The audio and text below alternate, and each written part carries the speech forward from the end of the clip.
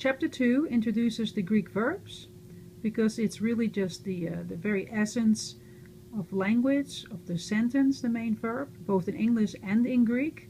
So Stevens takes us through the very basics of the Greek verbs, the action parameters, performer, receiver, who has interest in the action, action kind, time, and mood. We also see this in English, but English needs a lot of helper components. Greek, however, is inflected. So in this chapter, this idea of inflection is introduced, as well as the emphasis on action kinds. Remember those keys? Read all those keys. Those are crucial. Here Stevens writes, you must focus on a Greek word's spelling, not its word order, in order for the sentence to make sense. And so by that he means watch for inflection and other signs of coding, because Greek is encoded. We are also reminded of and introduced to principal parts. That's just the way verbs are organized. English has 3 principal parts and Greek has 6 principal parts. At this point in the study of Greek, principal parts don't make a whole lot of sense yet, but they will in the future. It's just the way in which the language is organized and built. The Greek present tense, that's the first way of introducing the verbs to you, is the first principal part, so the first box, the first way that Greek is presented to us. And so you first learn the present, active, indicative. Present is the tense, and active is the voice, and indicative is the mood. Okay, and so now you're for the first time introduced to a paradigm, the inflection. Rather than using pronouns, the verbs here have the pronoun, the person and number, built in.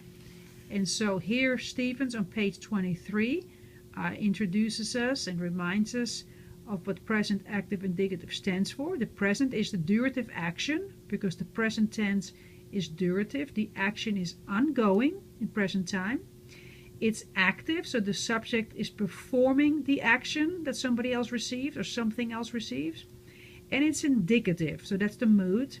The action, reality, is assumed or asserted. We're assuming that this action is actually going to take place or is taking place.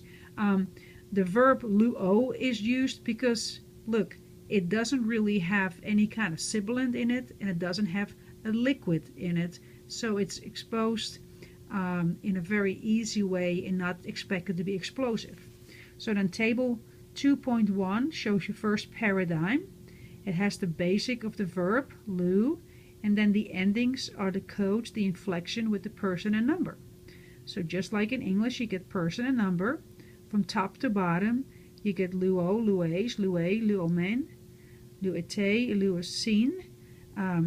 The new can be there or cannot be there based on what word is following there.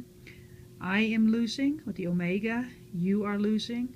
That's the second person singular. He, she, or it, depending on the context, right, is losing. Luomen, we are losing. You are losing, that's plural, so y'all. And they are losing. And so if you see a word like that, you know how to translate it. So we call that parameters. So you can form then these verbs, right? And so Stephen next talks about verb formation. You can have a different verb. Rather than luo, what if you had echo?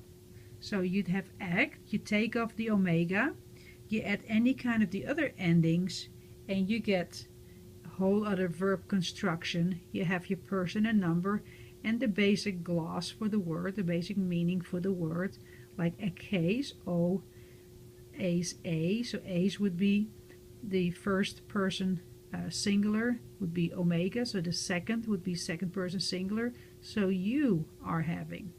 Okay, we introduce the are having to give a kind of a continuous durative kind of sense. So you can say I am losing or I lose, and both have that kind of idea of ongoing place. When we give that kind of rendition of present, active, indicative, what we are giving, Stephen says, is the location. Other primers will say we parse it. And all you're doing there is give the present, active, indicative, second person singular, just now, for a case. And that means that you give those 6 action indicators, 6 verb indicators. So if somebody asks you to locate something, you give that, and you tell them where the word came from, the lexical entry. And so you practice that in the end of your book, the back of the chapter. You give them the different principal parts. At this point we don't know what it means, but it shows us that in the future we will treat all these different kind of principal parts, different forms of the verb.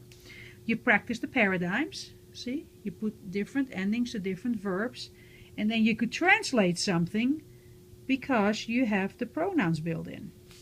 And then you had your first sets of translations, and notice that it says location is, and you have to write it all the way out. Present, active, indicative, first person plural, for example. Okay, you do it all the way on the end.